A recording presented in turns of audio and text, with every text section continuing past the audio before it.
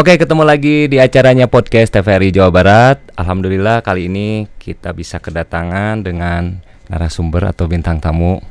Di sini ada PJ Wali Kota Cimahi, Bapak Dr. Insinyur Haji Diki Saroni MSc.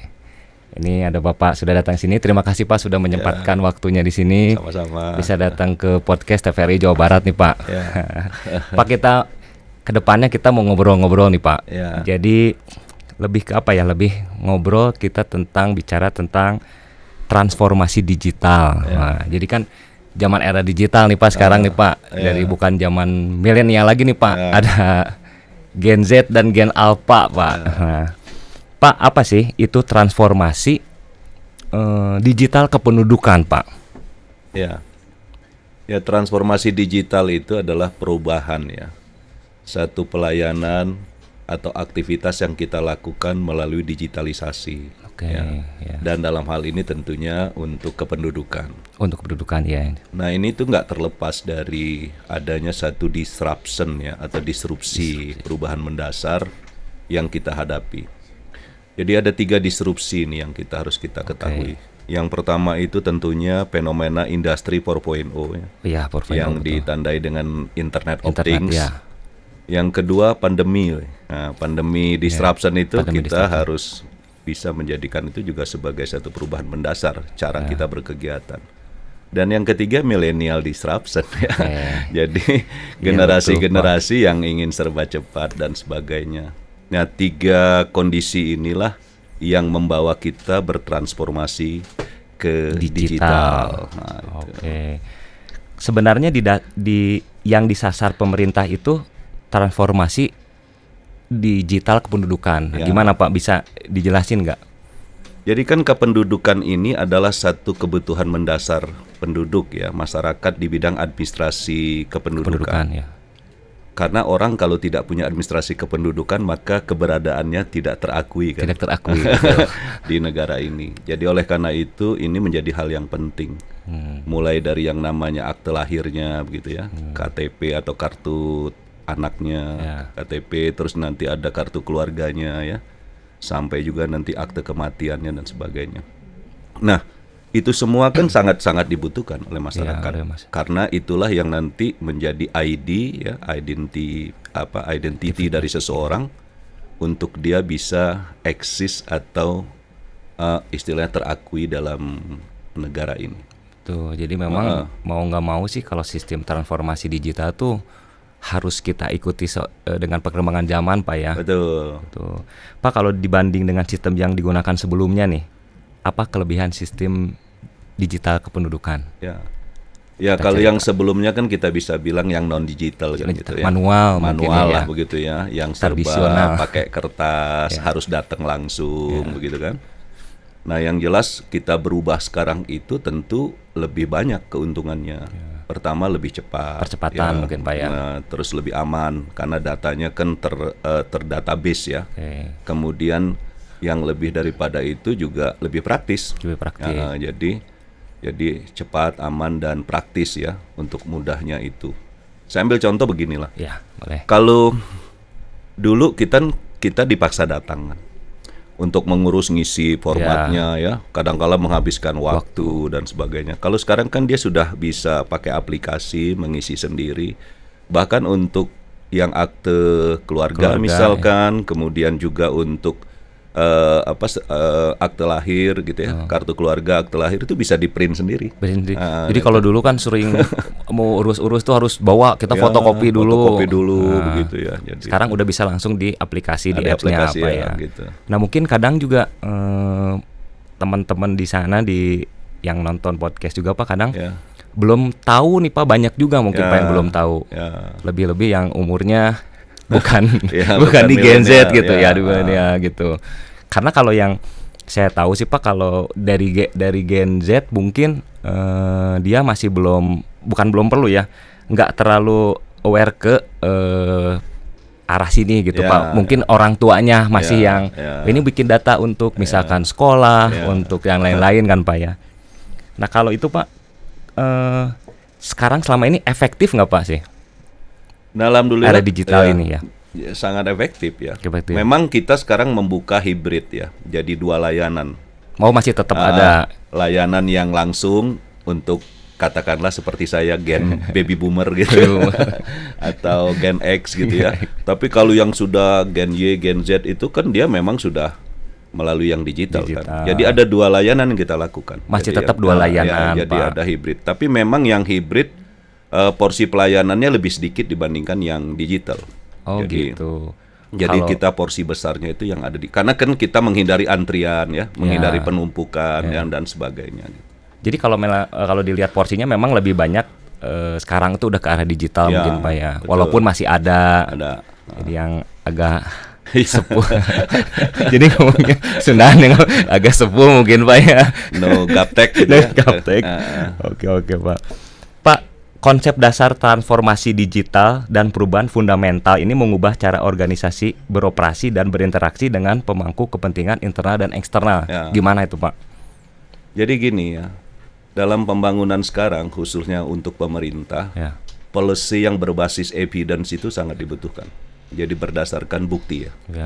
Jadi salah satunya adalah dengan jejak digital. Jejak digital. Karena dengan jejak digital kita bisa tahu sejauh mana kita sudah melayani dengan baik, sejauh mana standar operasional prosedur kita sudah penuhi gitu ya. Dan umpan balik dari yang kita layani juga itu menjadi penting. Jadi yang berdasarkan base evidence policy ya. Nah, untuk kedepannya yang akan kita lakukan dari saat ini dan sebagainya, maka ini adalah keniscayaan yang harus kita tempuh. Ya. Mau tidak mau harus kita lakukan. Jadi oleh karena itu ada urgensinya ya, baik jangka panjang, jangka menengah maupun nanti jangka pendek. Jangka panjang jelas ya bahwa dalam rangka Indonesia Emas 2045, maka organisasi pemerintah itu harus berdasarkan ya kualitas SDM-nya dan berdasarkan juga istilahnya pemerintah yang sangat mengadopsi perkembangan kemajuan pengetahuan. Nggak bisa kita jalannya itu begitu saja tanpa kita berinteraksi dengan perkembangan yang di eksternalnya kan. Itu secara internal kita seperti itu. Nah yang kedua jangka menengahnya ini prospeknya sangat luar biasa ya Pak. Karena dengan digital ini berarti nanti kita benar-benar semua dimudahkan. Dan lebih cepat dan praktis tadi ya. Dan kita juga memperoleh banyak, salah satunya big data. Big data kependudukan kan. Jadi dengan big data kependudukan maka nanti semuanya akan menjadi satu data. Jadi ini yang kita lakukan. Nah jangka pendeknya jelas ya bahwa kami harus terus meningkatkan pelayanan. Ini ya, menjadi sesuatu yang dirasakan kehadiran kami kepada masyarakat. Tapi memang sebetulnya kalau digitalisasi ini memang lebih bermanfaat sih sebetulnya Pak ya, lebih cepat, nggak memakan waktu yang tadi dibilang itu. Jadi kalau yang teman-teman yang nonton juga banyak yang belum tahu nih, sebenarnya aplikasinya udah ada gitu Pak ya. Kemudian apa Pak urgensinya transformasi digital pada pengelolaan Adminduk ini? Nah sekali lagi tadi ya bahwa data dasar kependudukan ini kan data yang sangat penting sekali. Jadi urgensinya adalah bukan hanya kami dalam soal pelayanan administrasi kependudukan, tetapi kami menuju satu data yang penting ya, berdasarkan data kependudukan. Jadi nanti kita akan bisa melihat ya, masyarakat-masyarakat yang di Kota Cimahi itu ya, by name by address-nya gitu ya. Kemudian udah langsung saya bisa peroleh gitu. Kalau mau intervensi kebijakan juga kan bisa dilihat mana yang harus dibantu dengan ini gitu, tindakan ini, tindakan ini. Jadi itu sangat memudahkan sekali. Ya dengannya big data tadi mungkin Pak, jadi kita kelihatan Pak ya ke data, ke distriknya misalkan apa yang diperlukan masyarakat, nggak ada manipulasi dari masyarakat juga mungkin Pak ya. Betul. Untuk langkah besar yang dilakukan dalam transformasi digital kependudukan ini, tantangannya apa dan harapannya apa Pak? Ya tantangannya memang ini juga tidak semudah membalikkan tangan ya, by proses. Jadi kalau ditanya bagaimanakah dalam menjawab tantangan ini, maka ada 3 faktor Pak. Yang pertama itu dari sisi brandware. Brandware itu sumber daya manusianya. Betul. Tidak hanya di internal kami, juga di eksternal. Jadi di dari sisi ini masyarakat literasi untuk digital ini perlu kami lakukan. Karena jangankan di masyarakat, di lingkungan pemerintah atau Kota Cimahi juga masih yang belum begitu menguasai atau bisa masuk dalam dunia digital. Jadi ini yang terus kita lakukan dari sisi kemampuan SDM baik internal maupun eksternal. Yang kedua dari sisi hardware. Nah, jadi, ya itu Pak tadi kadang suka dari yang kalau tadi internal itu kadang dari keluarga juga suka gitu Pak ya. Keluarga saya juga pastilah ibu bapak gitu kan. Yang kedua tadi nah itu pas sistemnya kadang lemot tanda kutip kalau misalkan kita suruh teman-teman misalkan untuk ada keperluan apa langsung aja nih di aplikasinya langsung download. Kadang pertama ada obrolan pasti gitu Pak. Pasti lemot katanya gitu. Betul. Pasti lemot. Koneksi jaringan gitu infrastruktur nih termasuk infrastruktur yang kami punya di kantor Adminduk dari Disduk Capil ya, kantor Disduk Capil. Nah, yang ketiga ya dari sisi softwarenya. Nah, ini harus update terus kan. HP kan paling perubahannya paling cepat kan. HP ini seri ini, jadi kita harus juga terus mengikuti itu. Jadi dari sisi brandware, dari sisi hardware dan dari sisi software ini adalah satu tantangan tersendiri yang terus harus berubah, update dengan perkembangan yang ada. Jadi walaupun ini sistemnya juga harus lebih mungkin kan udah ada 5G Pak ya, itu dia 6G atau apa gitu.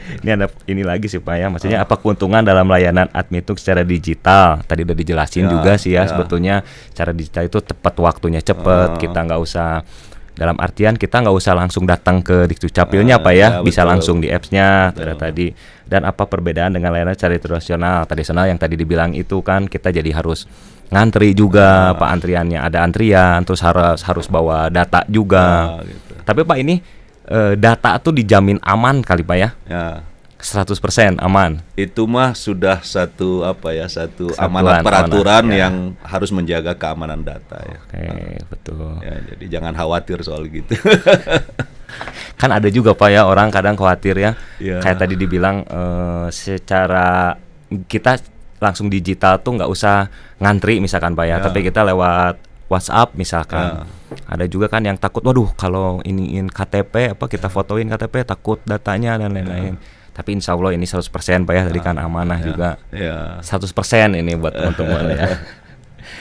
Ini Pak, langkah apa saja yang dilakukan oleh Disduk Capil Kota Cimahi dalam menuju transformasi digital Adminduk tadi? Yang jelas kita tetap ya sosialisasi dan edukasi dalam konteks literasi ini terus kita lakukan.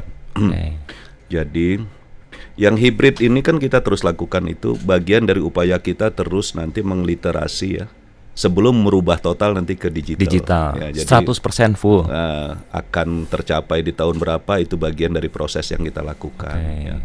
Jadi ini literasi yang kita lakukan. Nah yang kedua juga kita juga terus meningkatkan ya kemampuan infrastruktur kita ya, dan aplikasi yang untuk melayani itu.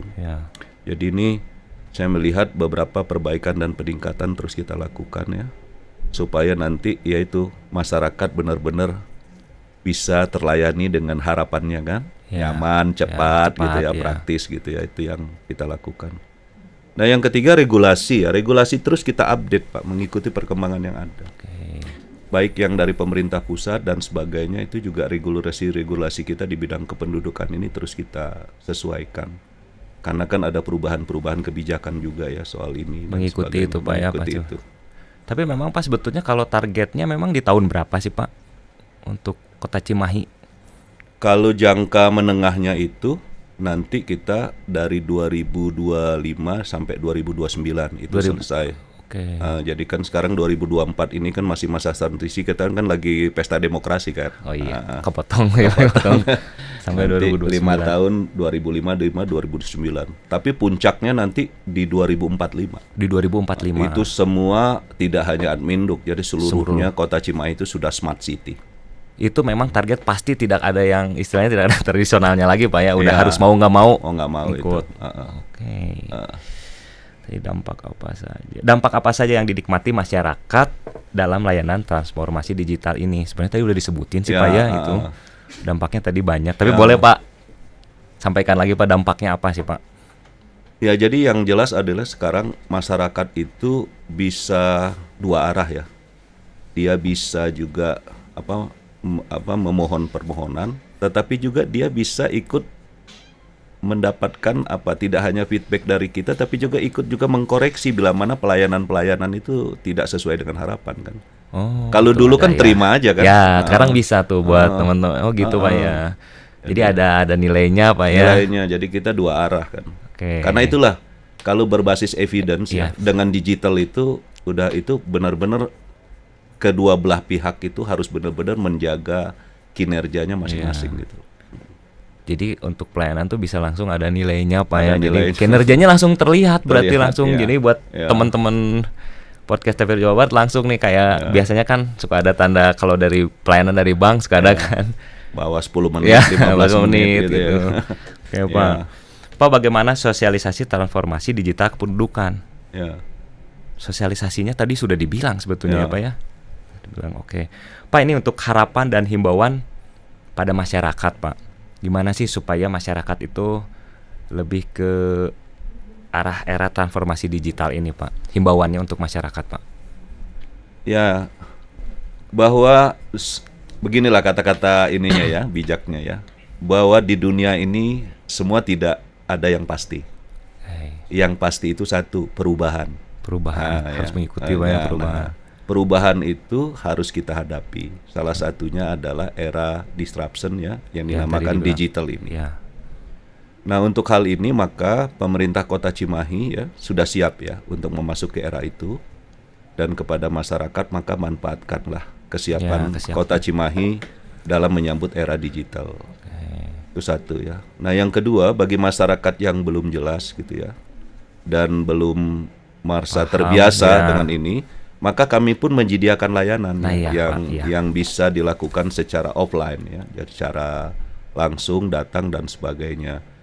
Dan di sana juga kami menyediakan katakanlah tempat untuk berkonsultasi dan sebagainya. Jadi ini kami sampaikan seperti itu. Nah, yang ketiga, bagi masyarakat Kota Cimahi khususnya ya, maka agar administrasi kependudukan ini gitu ya benar-benar dapat dipenuhi dan dilengkapi. Ya. Karena apa? Karena kependudukan ini menjadi data penting seseorang kan ya. Betul. Ya, untuk bisa keberadaannya terakui di negara ini maupun di Kota Cimahi, dan itu juga nanti pada akhirnya juga memudahkan kami untuk mendapatkan big data ya dalam mengintervensi kebijakan itu. Saya pikir itu yang saya ingin sampaikan. Pak, kalau yang banyak nih terjadi nih Pak, untuk daerah Kota Cimahi nih Pak, banyaknya kasusnya apa sih? Ya, kalau di bidang administrasi kependudukan ya, kita kan ketahui nih Cimahi ini kan satu kota yang berada di metropolitan Bandung Raya. Nah, dalam konteks itu kita tidak terlepas juga ya dari migrasi penduduk ya, selain lahir dan matinya penduduk ya, sebagai satu pertumbuhan alami ya. Nah, ini juga kita bisa lihat dari keberadaan kegiatan seperti industri ya, dan perdagangan dan sebagainya. Jadi yang paling banyak itu terutama perubahan status ya. Perubahan status. Karena kepindahan alamat dan sebagainya. Nah, ini mau tidak mau menjadi tugas yang banyak yang kita lakukan selain tadi ya akte lahir, kemudian KTP. Ya. Itu adalah perpindahan status. Jadi dari perpindahan tempat. Itu untuk progres itunya Pak bisa langsung berarti di digital langsung kan? Bisa, berarti buat teman-teman juga jadi nggak usah ibaratnya nggak usah ribet Pak ya, tinggal langsung kita masukin datanya di aplikasinya dan ntar paling ada nunggu jadwalnya untuk ambil berarti langsung. Untuk pengambilan langsung Pak atau diantar gimana? Ada layanan bisa di-print langsung. Oh, bisa di-print langsung juga ya. Itu beberapa bisa di-print langsung, jadi memudahkan setelah semuanya terkonfirmasi ya. Ya, terkonfirmasi datanya benar dan sebagainya gitu, syaratnya benar. Bisa langsung berarti. Nah Pak, kemarin juga saya ada kasus juga teman Pak kebetulan dia mau bikin ini paspornya habis ceritanya. Terus ternyata si KTP-nya pas dilihat, wah udah kotor lah, hancur. Terus kita datang tuh ke itu Capil. Cuman dikasih kalau mau bikin langsung dia nunggu waktu.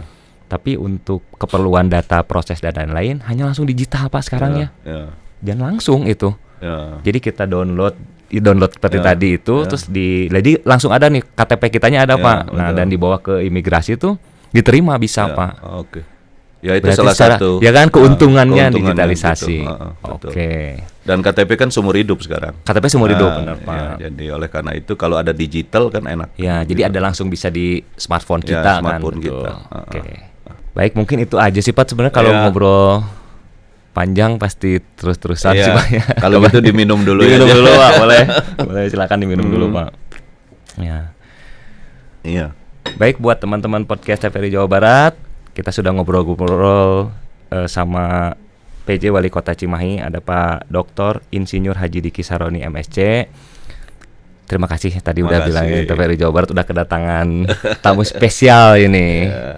Jangan lupa buat teman-teman podcast TVRI Jawa Barat nonton terus, jangan lupa di sini digital medianya di-follow, ada Instagram dari TVRI Jawa Barat, ada Facebook TVRI Jawa Barat, ada TikTok juga TVRI Jawa Barat, dan jangan lupa subscribe podcast TVRI Jawa Barat. Terima kasih. Assalamualaikum warahmatullahi wabarakatuh. Waalaikumsalam warahmatullahi wabarakatuh.